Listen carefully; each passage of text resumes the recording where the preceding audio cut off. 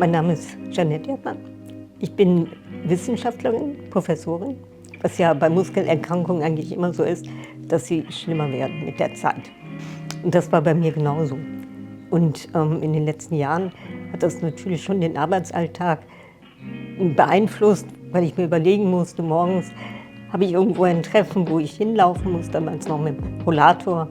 Dann wusste ich, dass mich das wirklich viel Kraft kostet. Und das belastet einen und macht das auch den Arbeitsalltag schwierig.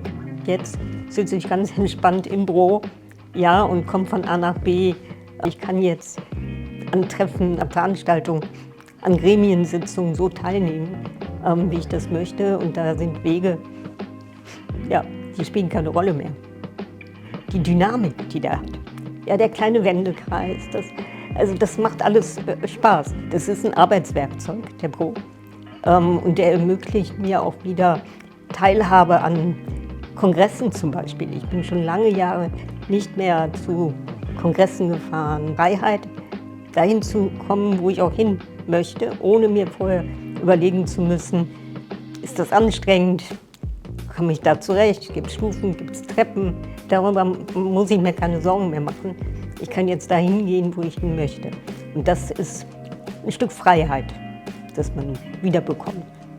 Mein Name ist Arndt Sönnigsen und ich arbeite beim großen Hamburger Unternehmen. Bei meiner Arbeit kommt es natürlich darauf an, dass ich da bin, wo etwas geregelt werden soll.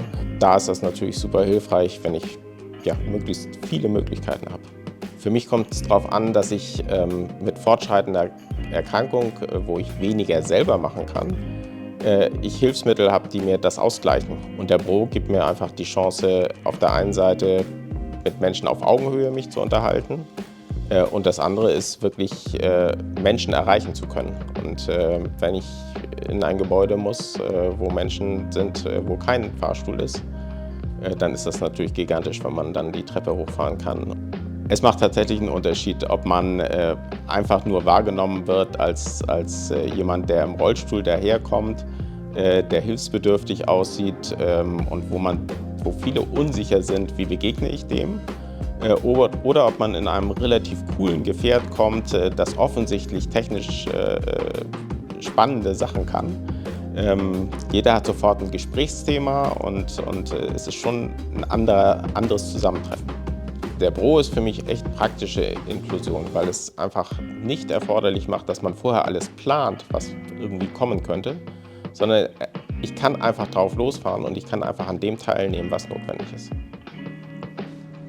Mein Name ist Islam Alia, ich bin Gemeinderat in der Stadt Zürich. Wir begegnen im Alltag eigentlich immer Barrieren und Hürden, aber am meisten begegnet mir Hürden im ÖV. Eine Hürde ist todesängstlich. Und das sind nicht bauliche Hürden, es sind Hürden in die Köpfe der Menschen. Der Bau unterstützt mich vor allem in meinem beruflichen Alltag, wenn ich auf Augenhöhe muss mit Leuten.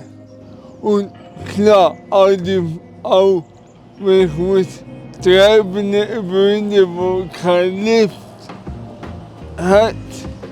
Meine Arbeitskollegen nehmen mich anders wahr, als ich den Bau habe, weil ich bin cooler in dem Bau.